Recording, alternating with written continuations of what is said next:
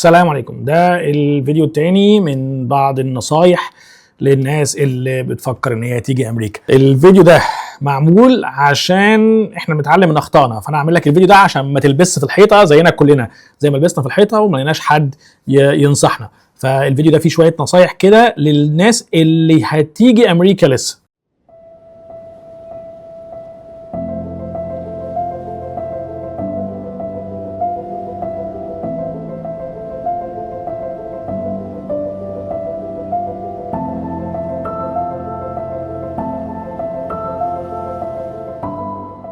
بص يا معلم، اول حاجه ما تفكرش ان امريكا زي الافلام او لعبه جي تي اي. امريكا هنا الوضع مختلف تماما. الناس هنا ودودين شويه، وممكن تركب الاسانسير تلاقي الناس بتسالك عن يومك او الويك اند بتاعك وتبتسم في وشك وتقول لك صباح الخير وحاجات زي كده.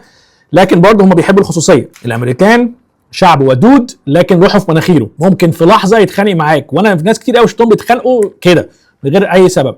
الناس هنا مش تاخدك بالاحضان، في برضه شويه عنصريه هنا لغايه ما يعرفوك. ما تبقاش ودود قوي مع الناس وفي نفس الوقت ما تبقاش منغلق. هنا الناس بيخافوا قوي من اللي ما يعرفوهوش. فاهم حاجه ان انت تبقى فاهم امريكا حاجه والافلام اللي انت بتتفرج عليها حاجه تانية تماما. فده ممكن يسبب لك صدمه اول ما تيجي، فلازم تحضر مخك وتتقبل فكره ان ده هيحصل. تاني حاجه لازم تحطها في بالك فكره التامين الصحي. التامين الصحي هنا مش رخيص، ما تروحش بس كده تشتري اي دواء وخلاص. الادويه اللي هنا مختلفه تماما عن الادويه اللي في مصر. ما تقولش ان انا هاخد لي دواء مسكن او اي حاجه او مضاد حيوي من الصيدليه والدنيا هتمشي. هنا مفيش حد بيوصف العلاج او بيصرف العلاج غير بروشته. ولازم قبل ما تروح للدكتور تتاكد من التامين الصحي بتاعك. هل التامين الصحي بتاعك بيغطي المشكله دي او لا؟ معظم الوقت ما بيغطيهاش عشان تبقى عارف. خصوصا السنان هنا، السنان هنا ما بتتغطاش. في ناس انا اعرفها بتسافر للمكسيك او بتسافر للفلبين عشان يعدلوا اسنانهم ويرجعوا تاني. انا عن نفسي عندي مشكله في اسناني، فلسه عايز اشوف موضوع التامين الصحي بتاعها. فخد بالك، اوعى تستهون بالتامين الصحي. وصحتك انت هنا هتكون لوحدك، فلو عييت هتبقى فيها مشكله كبيره جدا. تالت حاجه يا معلم، الضرايب. معظم الناس بيتكلموا عن الحياه في امريكا لما حدش بيتكلم عن الضرايب. الضرايب عامه لازم تعملها في يوم اخر ميعاد ليها، يعني في يوم 15 ابريل. فانت بتقعد تدفع ضرايب او بتعمل فايلنج للضرايب دي من اعتقد اول يناير او اخر ديسمبر لحد يوم اخر حاجه يوم 15 ابريل. البلد هنا كلها قايمه على الضرايب. هنا ما بيسيبوش حقهم في الحته دي. الضرايب هنا مهمه جدا جدا جدا جدا جدا. وخد بالك من حاجه، في انواع كتير مختلفه من الضرايب. كل ولايه وليها الضرايب بتاعتها. في ضرايب الولايه، في ضرايب الفيدراليه، في ضرايب المدينه، ودي حاجه تانية. هنا موضوع الضرايب ده حوار كبير قوي، هشرحه في فيديو تاني. انت لو ما دفعتش الضرايب هتتراكم عليك وهيبقى فيه فايده حوالي 5% حاجه زي كده، وفي الاخر ممكن تتسجن لو ما عرفتش تدفع الضرايب. فخد بالك من الضرايب بتاعتك. الضرايب هنا انت بتعملها بنفسك، وهنا هو مش بياخد الضرايب بتاعتك من مرتبك قبل ما تقبضه، لا، ده هو بياخد الضرايب منك انت في شهر ابريل. فلازم تبقى عارف حاجه زي كده. فاهتم بالضرايب بتاعتك، واول مره ممكن تعملها في مكتب محاسبه، بعدين اتعلم انت مع نفسك. وزي ما قلت كل جنسيه وليها ضرايبها، كل واحد وليه ضرايبه مختلفه عن التاني. فما تسالش معظم الناس عملوا ايه عشان انت اكيد وضعك هيكون مختلف. الحاجه اللي بعد كده الشغل من غير ورق. اوعى تقول هشتغل وخلاص. هنا الوضع مختلف. لو قفشوك يا معلم هتتبهدل، والبهدله هنا مش تمام. وديك شايف ابو حلال مبهدل الدنيا، فممكن تطرد على بلدك او تروح في اي حته انت مش عارف هي فين. اوعى تشتغل من غير ورق. ظبط ورقك وبعدين اشتغل. انا عارف ان في ناس بتشتغل من تحت الارض وبتاخدها بالكاش ومش عارف ايه معاك، بس لو اتقفشوا هيبقى فيها اهانه وبهدله كبيره. فخليك في السيف سايد يعني عشان ما يحصلكش مشاكل. خصوصا ان المشاكل هنا ما بتكونش صغيره. هنا ما فيش حاجه اسمها هكلم فلان، انا ابن فلان، انا قريب فلان، انا عندي واسطه، انا مش عارف ايه. الحاجات دي ما بتشتغلش هنا. فاهم حاجه، خد بالك من ورقك، ظبط ورقك واشتغل بيه. حاجه تانية لازم تعرفها عن الولايات المتحده الامريكيه قبل ما تيجي هنا. هي ولايات، هي بلاد كامله فيها 50 ولايه. المساحات هنا شاسعه. انا ليا واحد صاحبي في فلوريدا بينه وبيني 7 ساعات سفر. فلو واحد ما قدرش يقابلك هنا وانت معتمد عليه مش هيقابلك. المسافات بعيده، انت في بلد تانية، اكنك ليك صديق في المغرب وانت عايش في القاهره. المسافات هنا شاسعه شاسعه. في ناس بعيده عنك 3-4 ساعات سفر.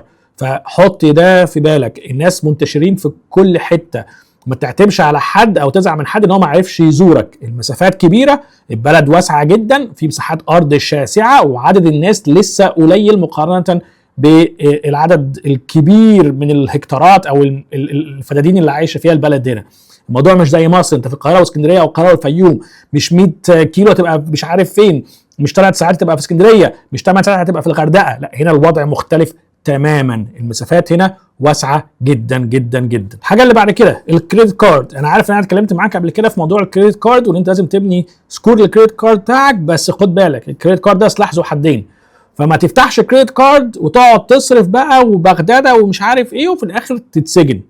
الكريدت كارد ده زي ما هو هيساعدك ان انت تأجر عربيه او تشتري عربيه او تشتري بيت، برضه ممكن يسجنك. خد بالك من النقطه دي، الكريدت كارد هنا ادمان، ادمان، فاوعى تقع في الفخ ده. معظم الوقت اشتري حاجه بالكريدت كارد وادفعها في وقتها، مش حتى بالليل، في وقتها، عشان تعالي السكور بتاعك لكن ما تتدينش. الحاجه الثانيه المهمه، ما تتكلمش لا في الدين ولا في السياسه، لا انت بتفهم في الدين ولا انت بتفهم في السياسه، فما تتكلمش في اللي ما بتفهمش فيه. ما تعملش نفسك حامي حمى بردة الاسلام وتنزل تدعو الناس للاسلام، يطلع لك واحد من شهود يهوى من الكنيسه يجيبك الارض، وفي نفس الوقت ما تعملش فيها بقى مسيحي هتنزل تدعو الناس للمسيحيه، هيطلع لك ناس هيطلعوا عين اهلك. ما تتكلمش في الدين، انت اشتغل على نفسك، يعني خلي علاقتك بينك وبين ربنا احسن. الناس مش هتفهمك، والناس هنا عامه في بعض الولايات هم اصلا ضد فكره الدين ذات نفسها، ولو في ولايه من ولايات المسيحيه هو عنده مشكله اصلا في الحته دي، فما تتكلمش مع حد. حتى لو انت مثلا مسيحي ارثوذكسي من اللي عايشين في مصر، خد بالك ان هنا مفيش ارثوذكس كتير، فالكنيسه مختلفه تماما. ولو انت مصري هتلاقي هنا في ناس كتير قوي، هتلاقي في انواع كتير قوي من الاديان، هندوس ويهود ومسيحيين وبانواع كتير ومسلمين بانواع كتير، وهتلاقي في طوائف ما تعرفش عنها حاجه. ريح دماغك وما تتكلمش في الدين غير لو حد سالك عن دينك، غير كده ما تتبرعش. السياسه، انت لا تفهم في السياسه في مصر ولا تفهم في السياسه في غير مصر، ما تتكلمش فيها. مين بقى بيحكم؟ الارض لله، اللي ربنا يولي من يصلح، ما تتعبش نفسك. الحاجه الثانيه المصاريف، انت هنا مش في اجازه، انا عارف ان انت جاي ولسه الاضواء ومش عارف ايه وعايز تجرب حاجات كتير وعايز تشوف ده وتشوف ده وتشوف ده. اهدى على نفسك، انت مش جاي اجازه، انت جاي هنا عشان هتستقر او تعيش. كل ده هيتجربه مع الوقت، ما تصرفش كتير في كل حاجه لان انت ما تعرفش ايه اللي هيحصل. زي ما قلت لك قبل كده، الوقعه هنا بفلوس كتير، المرض هنا بفلوس كتير، كل حاجه هنا بفلوس كتير. البلد هنا ما بتخليش الناس تحوش، البلد هنا بتخلي الناس يعيشوا بمستوى احسن من اللي انت فيه. لكن في عيشه الرفاهيه قوي دي ويلا نروح ويلا نجرب ويلا مش عارف ايه، هتجيبك الارض. انت مش جاي عشان رفاهيه دلوقتي، بعد كده ربنا هيكرمك، لكن في الاول كده امسك على نفسك، اربط حزامك، حاول تستفيد من كل حاجه، تفهم كل حاجه قبل ما تبتدي تمنجه نفسك. الحاجه الثانيه المهمه، خليك منفتح. يعني ايه منفتح؟ ما اقولكش تترك هويتك او دينك او اي حاجه، بس تقبل وجود حاجات تانية. يعني هنا مثلا في الوان، في اديان، في حاجات كتير قوي. يعني انا مثلا مديري حرفيا بيتهاك في الشغل وبره الشغل، انا بقدرش، ماليش دعوه، الراجل انا بتعامل معاه لانه بني ادم، غير كده انا مش مشكلتي. هنا هتلاقي ده كتير قوي. في ناس من جنسيات انت ضدها، ولاد عمامنا بقى والليله دي، ابعد عن كل ده. تقبل ان هو موجود، تقبل ان هو بني ادم عنده حق في الحياه، بلاش تعمل اعداء هنا. تقبل اي حد سواء دينه او عرقه او تفكيره، ما تحاولش تخش في جدالات انت مش هتكسب فيها او هتخسر فيها. ابعد وريح دماغك عن كل حاجه، وتقبل وجود الناس بشكل عام.